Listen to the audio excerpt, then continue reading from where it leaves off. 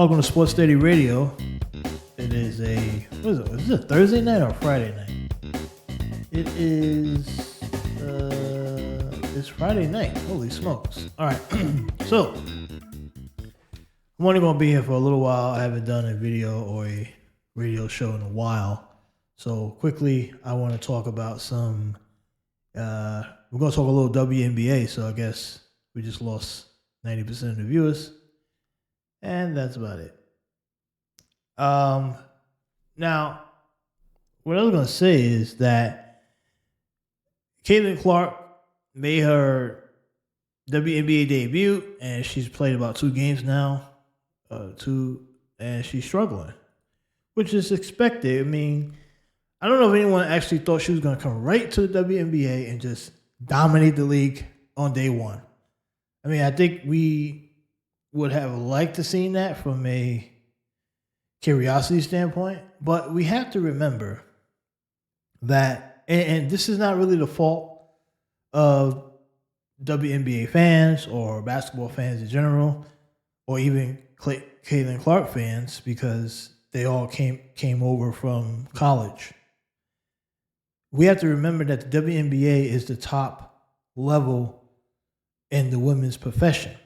Like women's professional basketball in the United States, the WNBA is the top dog.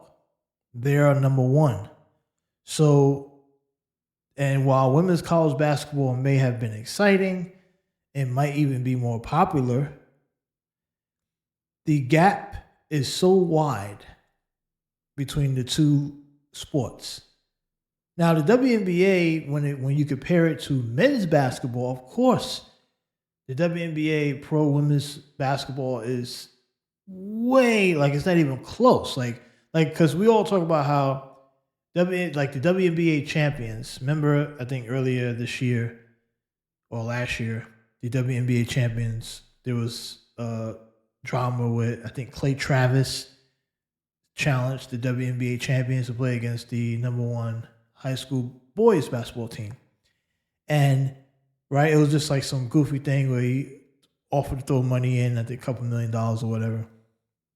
And so we talk about that, but because we always comparing the two, because the women say they want to be paid like the men, or they complain about revenue share. So there's always this talk about men's basketball versus women's basketball on the pro level. And while we get caught up in the back and forth with that, we still have to remember that in the women's rank of basketball, the WNBA is the top league. And while there is a huge gap between the NBA players and the WNBA players, there's an even bigger gap between WNBA and college basketball. As a whole, of course, some girls could come in and have an impact right away. But there is a gap, just like there's a gap between the NBA and college basketball, and college men's basketball. So this gap, Caitlin Clark is seeing that gap, right? She got drafted to a team that was the worst team in basketball last year. They had the number one pick the year before. So this is not a good team already. So of course, there is a adjustment period. And it's not going to be done overnight. They have to build. I mean, the team that's running the league right now, the Las Vegas Aces, they're building a dynasty. They had the number one pick for 3-4 years since they came into the league, right? They drafted Kelsey Plum. They were the San Antonio Stars at that point. But they had Kelsey Plum, and then the year after that, they drafted Ajaya Wilson in 2018, who's now considered the best in the league. They missed the playoffs that year. They also they made the conference finals. They drafted Jackie Young with the number one pick in 19.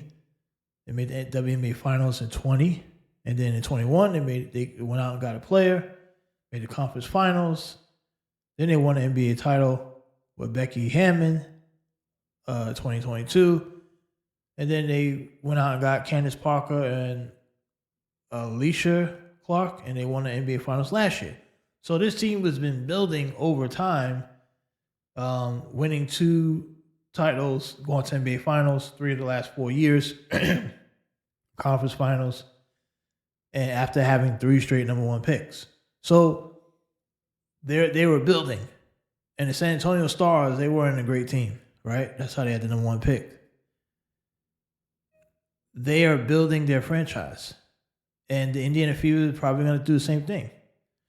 Remember, Kelsey Plum in college, she was considered an elite offensive threat, right? You remember that? You guys don't forget. I know most of us don't watch women's basketball, but Kelsey Plum was a stud in college. I think she went to Washington, if I'm not mistaken, or somewhere up there in the Pacific Northwest. No, it was Washington or Oregon. I think it was Washington. And she was lighting it up. When she got to WNBA, it wasn't peaches and roses. Like I said, they finished 8-26. They had the number 1 pick again. So that is what happens. It's going to take time. And the Caitlin Clark fans and the rest of the WNBA fans, the new ones and the old ones, have to remember, and the old WNBA fans, the ones who have been around, they are letting you know that it wasn't going to be easy. They kind of was warning you ahead of time. They are pretty much they were right? They said, this is not going to be easy. There's going to be an adjustment period. And it wasn't like Caitlin Clark came in as a perfect player. We knew in college turnovers were going to be an issue. We knew that in college. We knew that. She's not really a physical player, right? Because she didn't have to be. And when you play in Iowa, you're going up against the Big Ten. You play about once a week, maybe twice. You're not really going up against the best women. They were really like, and I said this before, there's probably like 5, maybe 6 really good women's basketball players out of like 1,000. And I'm not even trying to be funny, but there's a lot of bad teams in women's college basketball. I mean, look at the NCAA tournament where South Carolina, I think they beat their opponent in the first round by like 50. Like they were like 50-point favorites. Like that's unheard of. That would never be the case in a men's basketball NCAA tournament. No men's basketball in the NCAA tournament would be favored by like 50. That's the gap between a really good team in the WNBA and a really good team in college basketball and women's college basketball and like the 16th best team in college basketball. There's like a gap of like 50 points because they're really not that good. So when Caitlin Clark was dominating college basketball, she feasted on a lot of bad teams, right? So, and she got away with any flaws that she had. She kind of got away with them because she was so great offensively. So in the WNBA, like in many pro leagues, you're not going to be able to hide your flaws. They will be exploited, right? These are professional coaches. These are people who get paid, who this is what they do. There's analytics teams. There's all type of people. Their sole job. And when you're on a bad team and you're coming in as the worst team in the league, and the primary assignment, hey, what is Caitlin Clark's strength? What's her weaknesses? Let's exploit them. And a lot of her fans are like, hey, give her the ball. Let her shoot 25 times a game. She's not going to be able to do that. Not yet, at least. You can't do that on the pro level. You can't do 25 shots a game as a rookie. It's outrageous. That will not work. She has to get in the flow. It's going to take time. She's already played like 2 games in like 3-4 nights. This isn't new, right? She's going to have to get stronger as far as physically. She's going to have to work on her defense a bit more. It's going to take time. So I don't know, and I don't want to. I don't not to let's not rag on the coach right away. I think the coach deserves to get a little time here. Like there's already talks like, oh, get her a new coach. It's the coach's fault. Why is she's only playing her this and doing that? Look, the girl 3 weeks ago was just playing NCAA basketball. She came to the team. You got to fit within the team. There's other pros on the team, right? This is not Iowa where everything is surrounded about her. Yes, marketing wise, yes, she is going to be number one marketer.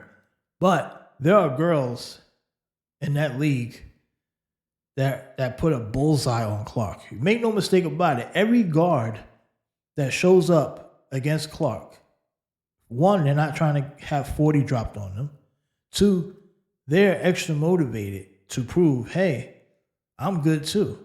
I can lock her down. I can stop her. So that's the motivation, folks. Like you got to look at it from both ways. It's not just Clark can score 40 and make 12 threes. Like it ain't gonna happen overnight. So you got to be patient with that. You just like Clark fans, you got to be patient. WNBA fans that care about this, you got to be patient. It's not gonna happen overnight. It's no shocker that she is struggling a little bit. It's an adjustment period. That's just what it is. So, but yeah, they're panicking. I mean, they already, some people are already talking about trade scenarios and shit. And like, damn, right? I mean, that's just where we're at. I mean, but hey, at least there's conversation about the sport. I guess people care enough to talk about it. I don't know. I mean, I guess that's enough. But anyway, let's move on. Kristaps Porzingis. Some big issues here. Boston Celtics.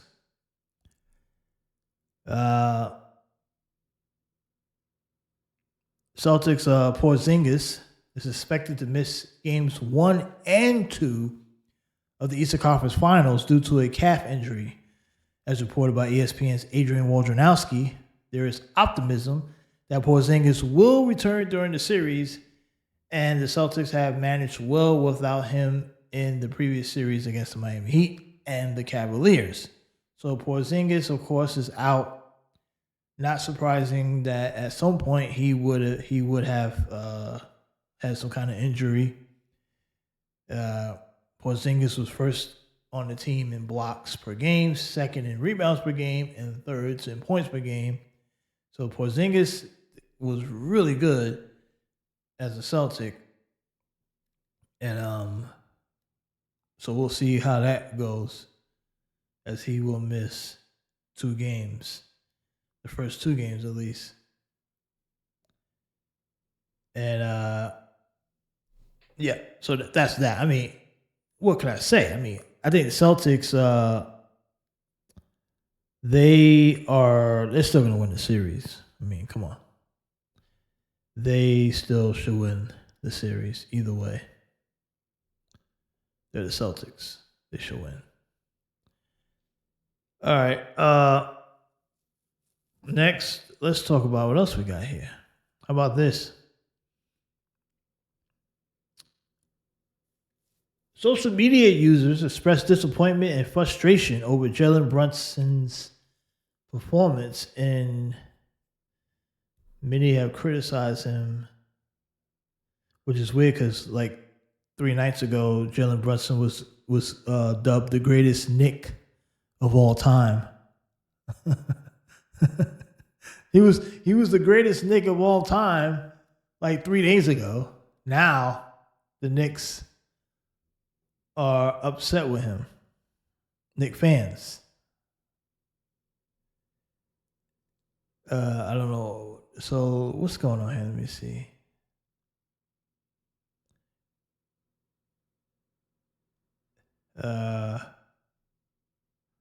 Crazy how Jalen Brunson 31 points.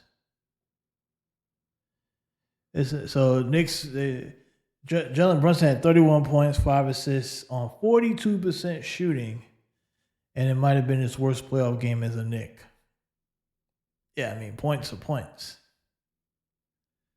You know? He shot 42%. That's crazy.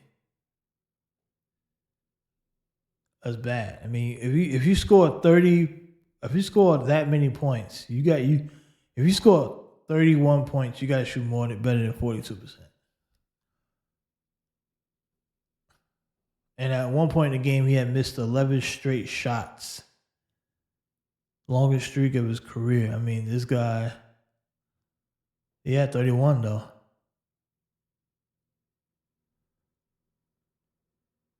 He had 5 at halftime, but so he missed his last 11 shots in the first half. Came back out in the second half, had 31.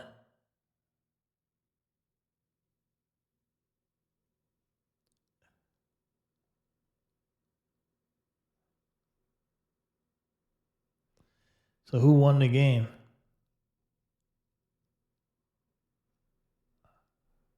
But people 31 points, so he had a great second half. Right? Second half he had 26 points on a 9 and 13 shooting, 33 from 5 from 3. But yeah. Now, so I don't know who won that series. If that's a tie series or what. This is according to Ashley Moss, who was tweeting out. She's kind of hot. Ashley Moss from CBS Sports. So it looks like there's gonna be a game 7 between those two. And speaking of game 7, we got one out in the Western Conference between the Denver Nuggets and the Minnesota Timberwolves. So you remember the T-Wolves started out the series up 2-0 until Jokic and the Nuggets woke up, won the next 3, and then game 6, Anthony Edwards took over and sent the Nuggets home, beating them by 50. I mean, they beat them by, 45? Something like that, 50 points. So, and Jamal Murray continues to wet the bed, at least in this series. But Anthony Edwards is ready for game 7, and we'll see. The showdown, that game 7 will be probably sometime tomorrow, or is it tomorrow or Sunday? Probably tomorrow. So we'll see how that turns out. I feel like Nikola Jokic is probably going to drop like a 50-20-10 game. But it's been an entertaining series. It might be the best series. But the thing I don't understand about these teams in the playoffs, like the NBA is so bad that like teams are just getting beat, right? Like you just see, even during the height of like I remember in the early 2000s where the Eastern Conference was like really bad after Jordan walked away. And the early 2000s, we had the Nets going to back-to-back finals, and you had the end of the Pacers was old after they made their finals trip, and the Sixers made their run. And these are all aging superstars and Hall of Fame players leading their franchises in the East. But even then, like with the Bostons and the Detroits, not elite teams, but they would go like triple overtime, and the games would be close. Even when they were low scoring, they were close. Or they were high scoring, they're close. It's just the competition just was a lot better back then. And today, like, how do you go from one game, guys can win the game by 30, and then the very next night they lose by 40? Like, how does that even happen? Like, how does and Nikola Jokic is supposed to be the best player in the league. You just don't let your team lose by 45. Like, you don't allow that. And this is why I don't put these guys in the same category as the all-time greats. Like the argument about Jokic versus Shaq, and people try to get on Shaq because of saying, "Oh, if Jokic wins another this and that." No. Jokic is great. He's been the best in this era. He will be the best, but this era is trash, right? This era is trash to the point where Jokic will not, realistically, he should not be in the conversation. And I wish more old school guys like a Shaq and the rest of them be honest about this. It seems like the only time they want to push back is when the comparison is put on them directly. Right? Think about this. Like, they'll say, "Oh, this is great. This era is great." Like, they've all defended today's game. Said the game is better, this and that, despite the fact that the defense is not existing.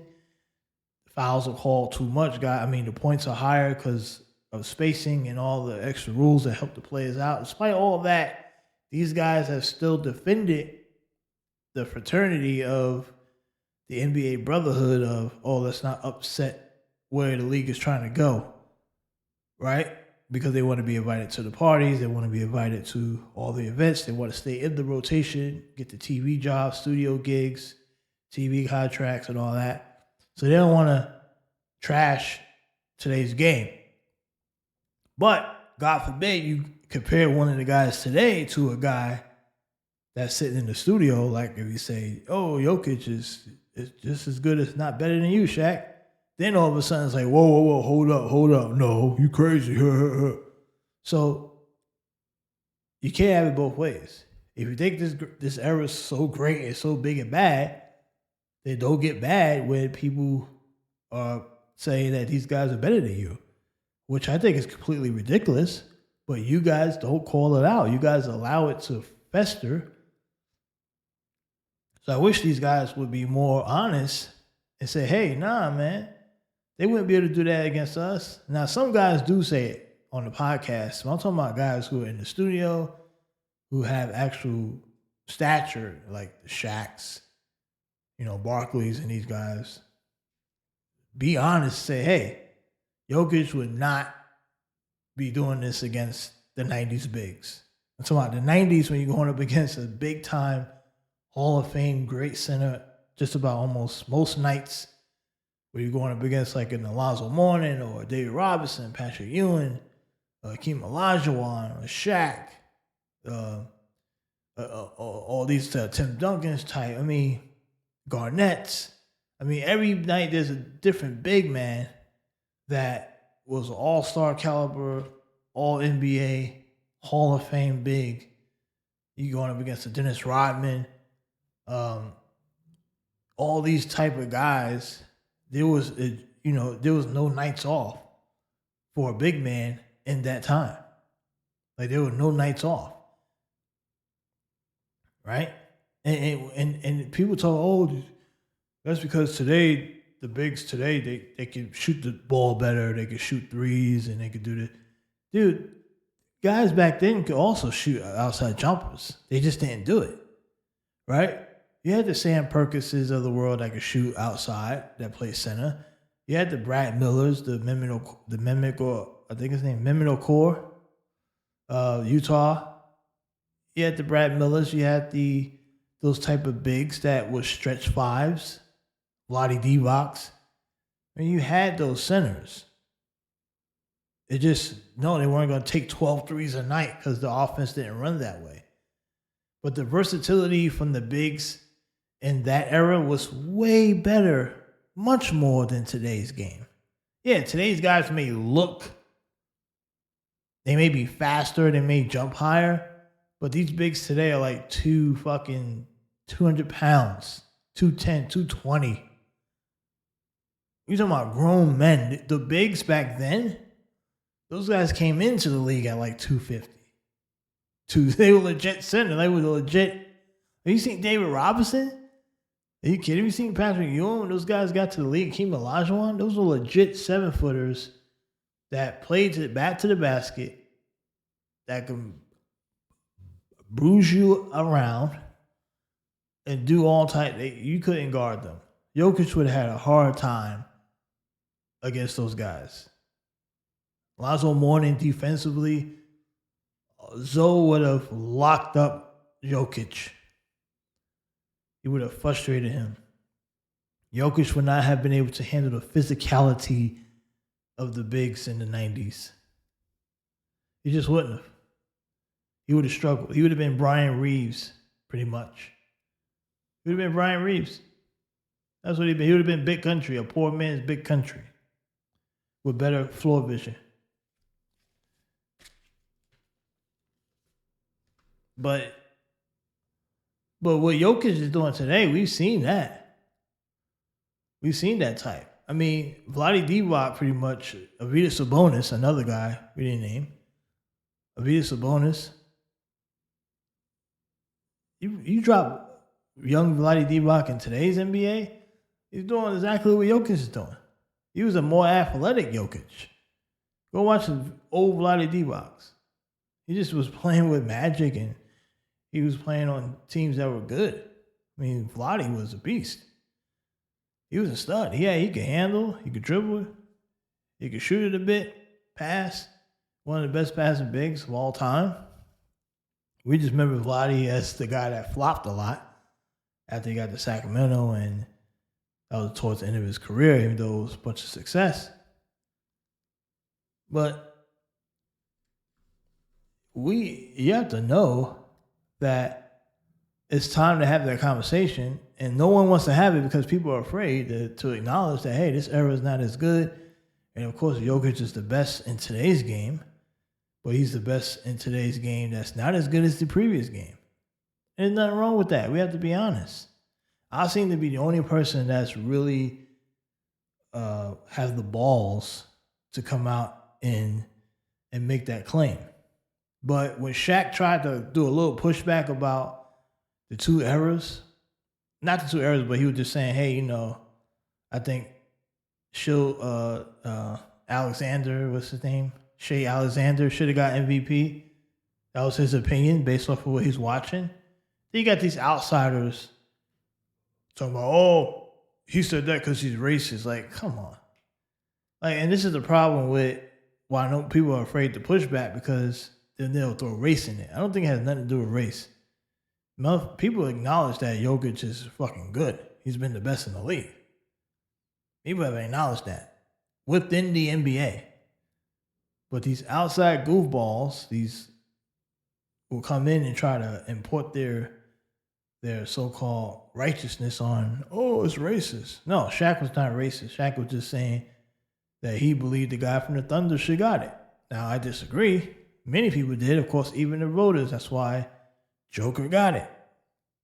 But it's not like it was a out of place thing to say.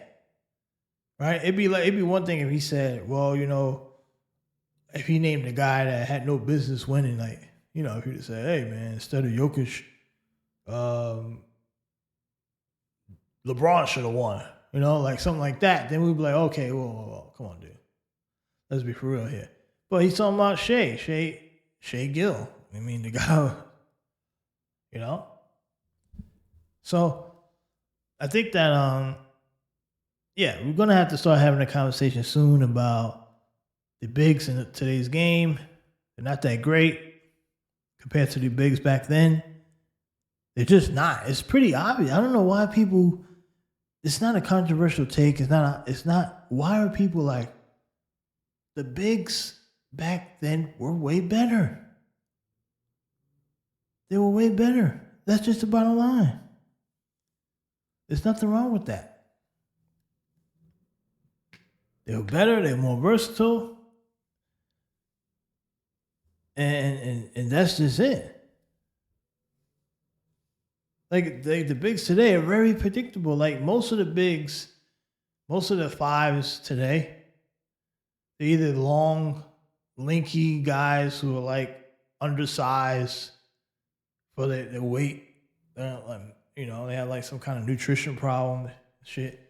And they're raw. They have skills, right? They're in the NBA. They got skills. Everybody in the league got skill. Every single person from 1 to 15 in the NBA is skilled. Okay, so it doesn't matter. Anybody, all those guys, they're all skilled. So we're not questioning skill. We're talking about actual production, results. And the Bigs back in the 90s and 80s were way better. They were just better.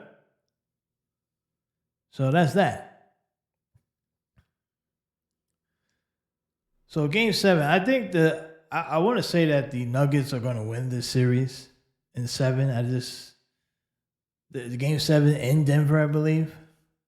You know, I don't know if it's so weird because Jamal Murray's struggling. He's never made an All-Star team. He's never been an All-NBA guy. And this team is really built through Jokic and a bunch of role players. Many of these guys were high lottery picks who never became stars. They just know their role. So it's a really good balanced team. I like to think that game 7 at home, Denver's going to come out on top here. But I'll tell you what, if the T-Wolves, they better be careful. They're probably going to need, if they want to beat Denver, they're going to need to beat them again by 30 plus. If the game is close, Denver's getting a nod. We know how the NBA operates.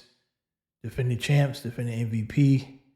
While the league will love to hand the reins over to Anthony Edwards, it's not his time yet unless he takes it. He would need to take it for it to be his time, meaning he need to go into game 7, put up like 40, and blow out the Nuggets. If he does that, they're handing him the keys to the league, and he's going to be out of Minnesota. Before you know it, he'll end up in like a LA or New York. They're going to get him out of there. He's not going to be a T-Wolf long, especially if he finds a way to win this series. They will find a way to get him out of Minnesota. Trust me when I tell you. Or if he loses the series, that's probably a better way to get him out of Minnesota. Now if they win, because then he feels like that's probably better. The NBA wants him in a bigger market, so they'll make sure he loses this series and say, hey, we can get this guy into New York or LA, or even, we could do something here. And the best way to do that is to send his ass home in game 7. That's the NBA's mindset, I'm thinking. Now, I'm just speculating, so I don't know. But we'll see. So that's that for the NBA talk. So we did talk a little basketball. Should I talk some more basketball? Nah. Not really. Let's go to...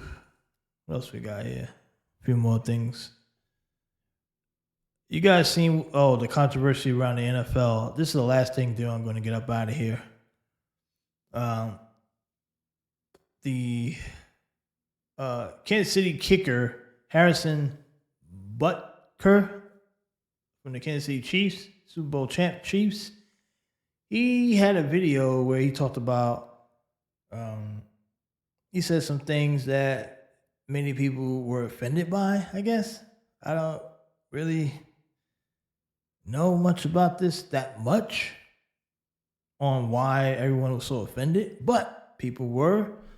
And of course, it got attention online. All the right-wing people, the political right-wing people jumped for a chance to jump all over this, because that's where I first seen it first, like far as like the backlash. There was a petition that went around that for a couple fans that were upset, but it really didn't go anywhere. The only reason why this thing blew up was because the right-wingers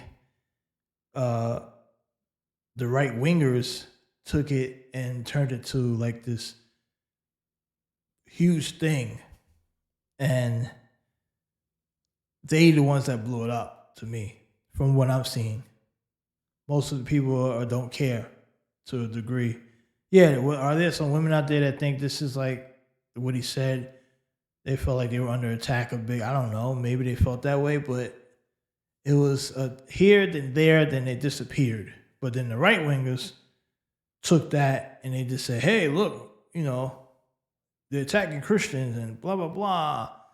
And this is more reason why we gotta fight the woke. Because I just started seeing like woke, DEI, and all this other stuff. I'm like, what the heck? Like, where the hell all this shit come from? Like, they just threw a whole bunch of stuff on top of it to amplify this whole mess, and all because a few thousand people. We don't even know if those are legit signatures or not, because change.org, anybody can sign up. We don't know if there were people from bots or whatever. So some people signed a petition. They were upset about it. And the right wingers were like, "Oh my God, it's free speech. You ever heard of free speech? You ever heard of free speech?" And this is not a free speech thing. I don't think no one says that Harrison Butker is allowed to talk. I haven't seen not one person say that I keep saying, I want to say Buckner, but Butker. No one has said that Harrison Butker is not allowed to talk. That's not what I'm seeing. So I don't understand how this became political and free speech and First Amendment and the Constitution. It doesn't even apply in this situation. It has nothing to do with it. But the reason why all that's thrown in there, because you got the politicians jumped in, you had all the right wing accounts on social media chiming in and throwing out, they're being under attack, and they made it racial. Some of them even racialized it, which is another crazy thing I don't understand. But the whole situation is crazy, and I think everybody involved is all nuts. Even the people who are like crying about it and want to sign petitions, everybody's nuts. Every single body, every person involved in this, in the reaction to this, not the initial. Look, the guy's at a Catholic or Christian college. He's giving a speech, a commencement speech, to an audience of people that agree with his views, right? There's no issue there. So if the video gets out and people are upset about it, they're allowed to be upset about it too. There's some people that are allowed to be upset about it. And the best response from the right that I've seen, besides all the bitching about First Amendment and free speech and blah, blah, blah, those are nut wings, nut jobs, because they're not even understanding what's going on. No one's saying that he can't talk. At least I haven't seen it. The best response I've seen is the Jersey cells from the females who support his message. And I'm assuming that many of them are probably conservative, or maybe they're Christians themselves, or they have some type of values that agree with it, Catholic values or whatever. They went out and his jersey sold out, the most popular jersey in the league over the last 48 hours. That's how you respond to the backlash of people saying they want a petition, because guess what happens? The NFL sees that petition, and guess what they do with that? They ignore it. Oh, 200,000 people bitching about this guy's commencement speech? Saying that they want him cut, which is never going to happen. Like, this is why people need to think and open their eyes, right? This is not like someone saying they want McDonald's to fire the burger flipper because he said a Bible verse, right? This is an NFL player that's backed by a union. And if you really think the NFL is going to jump in and fire a guy and say, Kansas City, you must fire this player because of that. No, that's never going to happen. So that petition is bullshit anyway. See, this is what I'm saying. Like, people are so quick to just jump on a bandwagon of bitching They don't even understand what's going on. One, the petition is basically useless because the NFL is not going to fire Harrison Butker. The most the NFL could do is put out a statement saying that they condemn and they don't support his view, meaning that as a league, they don't support it. And that's what they did. They came out, I think today or yesterday, they put out a statement saying that they condemn those comments. And that's their right to do. They're a $1 billion corporation. They understand that there are a 40% of NFL fan base is women. They want to make sure they let the fans know, hey, we do not condemn we condemn those comments. Nothing wrong with that. And you got to remember, guys, NFL is a business. NFL is a business. They just did a deal with Netflix. They just did a streaming deal. They're getting games on streaming platforms. They're in bed with Taylor Swift, who brought a lot of young female fans to the screen. Of course they're going to condemn it. Even if they wanted to support Harrison Butker's comments, they're not going to do it because they see the backlash that it caused. They saw it, so they had to come out and take a neutral position. Hey, they're probably saying, look, we understand the guy has his own comments, but he's not saying that that's not the NFL's position. But then the right-wing jackasses got online again and got pissed at the NFL because the NFL didn't support the message or take that message on. Look, you guys are such bitches. You crybabies. All of you are crybabies. Your left and righties are all fucking crybabies. Every single time you're all crying for no reason. This whole situation is a nothing burger. Right? You want to support the guy. Half of you guys didn't even know who he was. But now all of a sudden you're fucking crying like bitches. Oh my God, they're trying to stop his free speech. No, they're not. Nobody's trying to stop his free speech. Nobody. The guy can say whatever he want to say. The NFL just saying that he's not representing the league. And they had to do that to protect their brand. The NFL is not going to allow you to, the NFL is always going to protect the shield and their brand. They're always going to do that. That's their most important thing. But they didn't tell Harrison he couldn't talk. And you guys don't even understand how free speech works. Like the First Amendment does not apply in this scenario. Because there's no laws in place. The NFL did not say Harrison Butker is not allowed to talk. There's nobody in Congress. There's no laws. There's no government saying that Butker must shut up. They're just saying they don't support what he's saying. Your right to go out and either support the brand or not. You guys went out, half of you, some of you, went out and bought jerseys. You sent a message saying, hey, we support this guy. NFL got paid. They love it. They're on the fence. They're taking a position of, yeah, you're allowed to voice your opinion and be upset about it. Sign your petition. We're not gonna do anything about it. Because one, we really can't. And two, that's not the NFL's position. The Kansas City Chiefs is Harrison Butker's employer. And they're the ones that decide if Butker is employed or not. So they're not going to cut him over a commencement speech. So you guys on your side, you can sign all the petitions you want. It's nothing. And all you right-wingers overreacting for no reason. Overreacting for nothing. Nothing. You're the reason why the story kept on lingering on. It's a nothing story. A nothing burger. Nothing. It's just a guy giving his comments.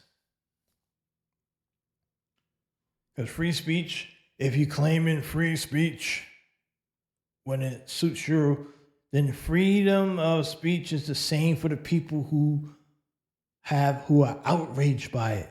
So if free speech works one way, then free speech also works for the people who are upset about it. They're allowed to also voice their opinions about that speech.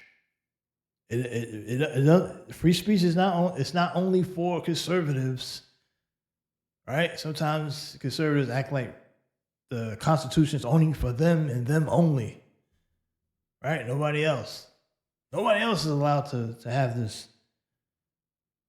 That's how they act. I mean, it's kind of annoying. Like, you guys are really getting annoying. It's getting old, to be honest. It's getting real old. But so that's it with the Kansas City thing. I mean, it's whatever. Now,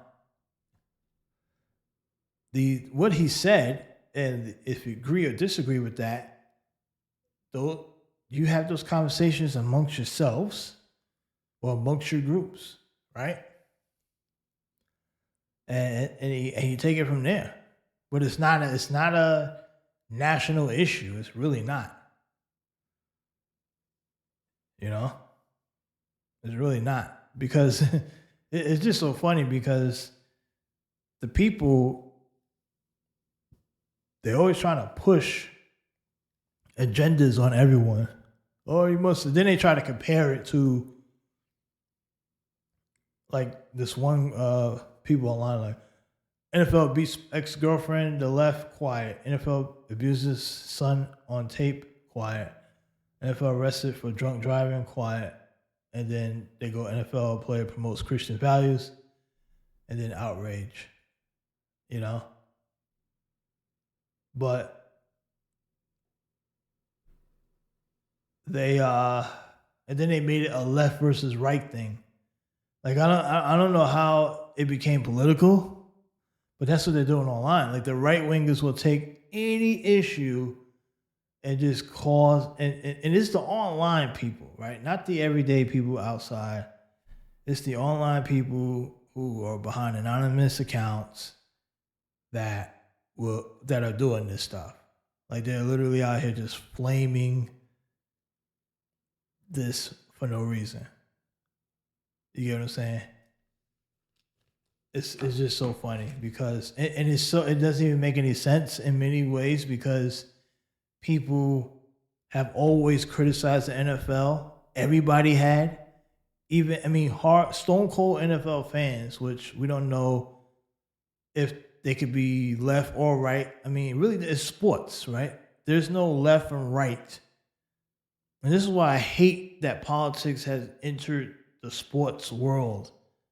Like, these political pundits, these political commentators, and these political online trolls and these accounts, they're finding their way into the sports spaces, and they just have no idea what the hell they're talking about.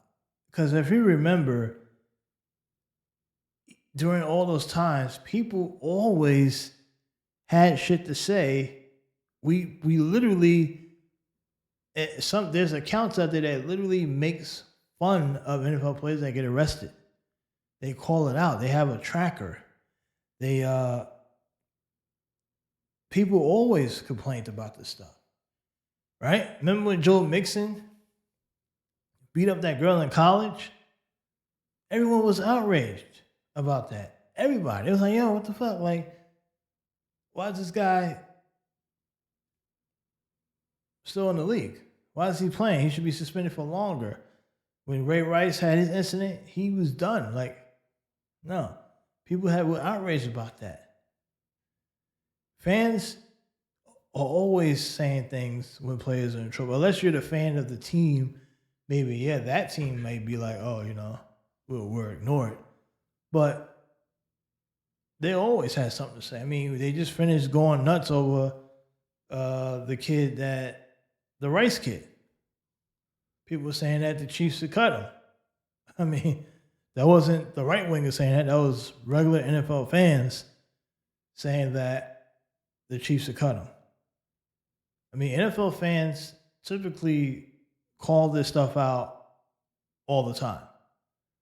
It's not. It has nothing to do with left or right, but the right wingers will label everything left, right?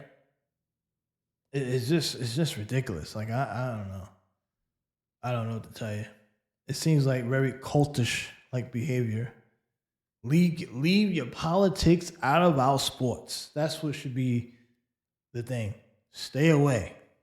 Like take your politics and your obsession with left and right and all that stupid shit. Take it away. Because the bottom line is, and I know I'm about to get political here, even though I just said I didn't want to. There's only really a small percentage of people in the country that are left and right. Most of the people, a large percentage of the country is down the middle or really don't give a fuck about what's going on in politics. Like as far as the politics beef, they care about issues, but they're not part of like a cult, political cults. Like they won't label themselves.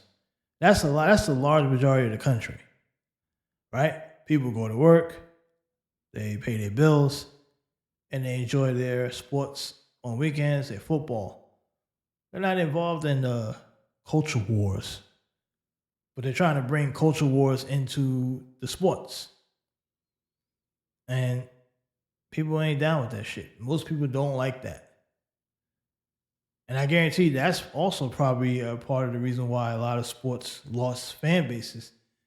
It was because people started coming in.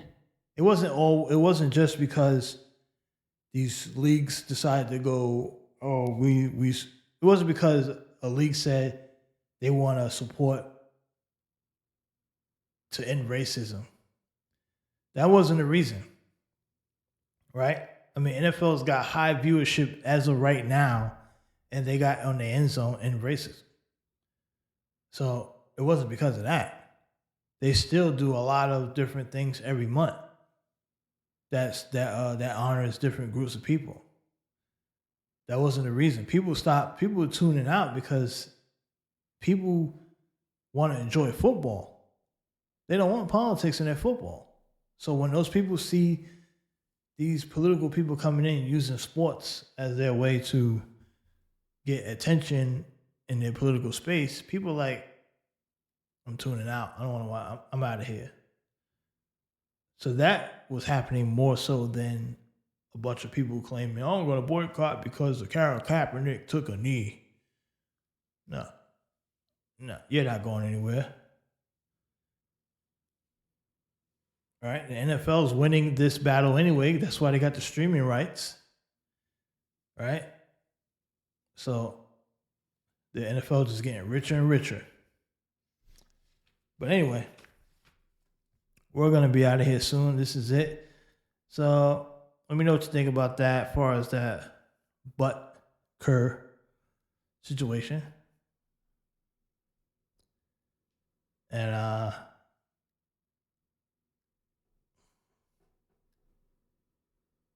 that's that.